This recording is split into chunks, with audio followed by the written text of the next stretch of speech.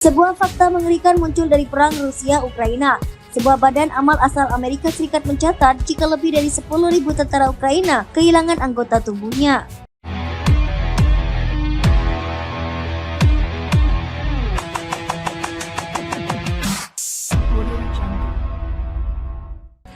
Dalam laporan yang dikutip dari Newsweek edisi Amerika, para prajurit militer Ukraina mengalami cacat permanen akibat luka parah akibat perang.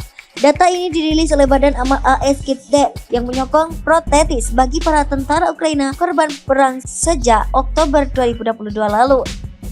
Sayangnya dari jumlah keseluruhan tentara Ukraina yang kehilangan anggota tubuh, belum seluruhnya bisa mendapat tangan atau kaki palsu. Kepala Keep Dead cabang Ukraina Oleksandr Rubtsov, hingga saat ini baru 20 tentara Ukraina yang mendapatkan kaki palsu, sementara masih ada 200 orang lainnya yang masih berada dalam daftar tunggu. Berkat kami, 20 orang tentara Ukraina telah kembali berdiri, tetapi kami memiliki 200 orang lagi dalam daftar tunggu.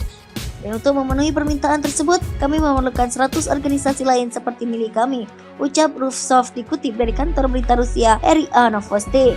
Merujuk dari data yang dirilis pemerintah Ukraina yang dikutip FIFA Militer dari Fox News, total ada 143.000 tentara Ukraina yang terluka dalam perang melawan pasukan militer Rusia yang dilancarkan sejak 24 Februari 2022. Kegagalan strategi serangan balik kembali harus diterima unit militer Ukraina saat mencoba menerobos kota Kupyazhian di Oblast Provinsi Kharkiv. Pasukan Rusia memukul telah hingga mundur adalah jalan satu-satunya yang harus diambil. Kontak tembak terjadi pada Senin 17 Juli 2023 malam waktu setempat saat sejumlah tentara Ukraina bergerak untuk menyerang garis depan pasukan Rusia di Republik Rakyat Donetsk. Selain itu, unit militer Ukraina juga berencana melakukan agresi terhadap pasukan Rusia yang berada di Republik Luhansk dan Zaporizhia. Akan tetapi kesiapan pasukan militer Rusia membuat situasi tak berpihak setelah sering serang tentara Ukraina terpukul dan melarikan diri ke arah Kupiansk. Informasi ini diungkap oleh juru bicara milisi rakyat Luhansk, Letnan Kolonel Andriy Maroko. Menurut Maroko, menarik pasukannya sampai garis pertahanan kedua dan ketiga. Tak cuma itu, banyak posisi yang juga ditinggalkan oleh tentara Ukraina yang ketakutan. Di sisi lain, para pimpinan militer Ukraina juga tak bisa memberi sanksi terhadap tindakan pasukannya tersebut. Karena kerugian kritis dari informasi bersenjata Ukraina, komando Ukraina di lapangan terpaksa menarik pasukannya dan sarana ke garis pertahanan kedua dan ketiga. Banyak posisi ditinggalkan oleh militan Ukraina tanpa persetujuan dari pimpinan yang lebih tinggi, kata Maroko seperti dilansir dari kantor berita Rusia RIA Novosti. Kementerian Pertahanan Federasi Rusia sebelumnya merilis data kerugian pasukan Ukraina di Kupyazhian, yakni kematian 35 orang prajurit dan hancurnya 4 kendaraan lapis baja. Kemudian tentara Rusia juga berhasil mengeliminasi 2 unit kendaraan militer lainnya.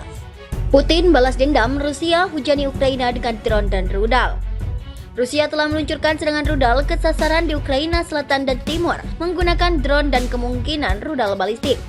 Hal ini terjadi sesaat setelah adanya ledakan di jembatan Kerch atau jembatan Crimea yang menghubungkan daratan Rusia dengan semenanjung Crimea.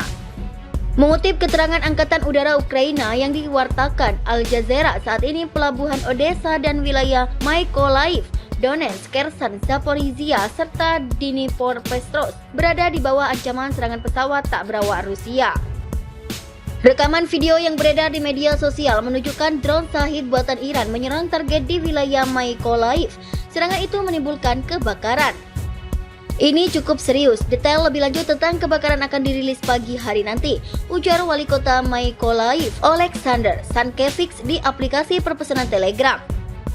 Kepala Administrasi Militer Wilayah Odessa, Oleg Kiper, mengatakan sistem pertahanan udara di sana terlibat dalam menangkis beberapa gelombang serangan pesawat tak berawak Rusia.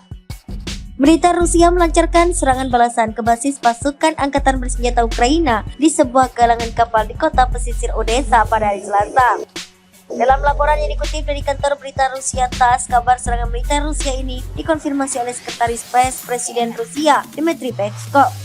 Dalam keterangannya, Peskov menyatakan jika serangan ini adalah balasan terhadap sabotase militer Ukraina di jembatan Crimea pada hari Senin.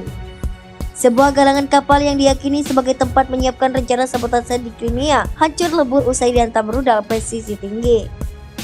Serangan malam dengan senjata presisi tinggi berbasis laut di fasilitas infrastruktur pelabuhan di Odessa adalah serangan balasan untuk jembatan Crimea, ujar Peskov. Tak hanya itu, rudal jelajah militer Rusia juga menghantam stasiun bahan bakar di kota Mykolaiv dan Odessa. di mana kedua pangkalan memiliki volume 70.000 ton bahan bakar, tempat pengisian banyak kendaraan tempur militer Ukraina. Di daerah Nikolev dan Odessa, fasilitas penyimpanan bahan bakar dengan total volume sekitar 70.000 ton juga dihancurkan. Dari mana peralatan militer angkatan bersenjata Ukraina disuplai dengan bahan bakar, kata Pemkov. Militer Rusia meyakini jika Direktorat Intelijen Utama Kementerian Pertahanan Ukraina dan Angkatan Laut Ukraina adalah dalang di balik serangan di jembatan Crimea. Aksi sabotase dengan menggunakan 2 unit pesawat tanpa awak drone permukaan yang berakibat timbulnya ledakan. Insiden ini membunuh pasangan suami istri dan melukai putrinya yang masih kecil. Serangan ini sendiri terjadi setelah muncul laporan tentang beberapa ledakan yang menargetkan jembatan Kars sekitar pukul 3 pagi pada hari Senin. Video yang diambil dari jalur kereta api yang berdekatan menunjukkan ledakan telah memotong bagian jembatan jalan dekat pilar 145 sehingga tidak mungkin pengemudi melintasi bagian itu. Laporan awal menunjukkan serangan itu dilakukan melalui beberapa kendaraan amfibi tak berawak yang membawa bahan peledak atau drone laut yang diarahkan ke jembatan dan kemudian diletakkan dari bawah jalan raya. Rusia menyalahkan serangan ini kepada Ukraina. Jembatan Kars juga dikenal sebagai jembatan Crimea dibangun oleh Rusia setelah Moskow mencaplok semenanjung Crimea secara de facto dari Ukraina pada tahun 2014.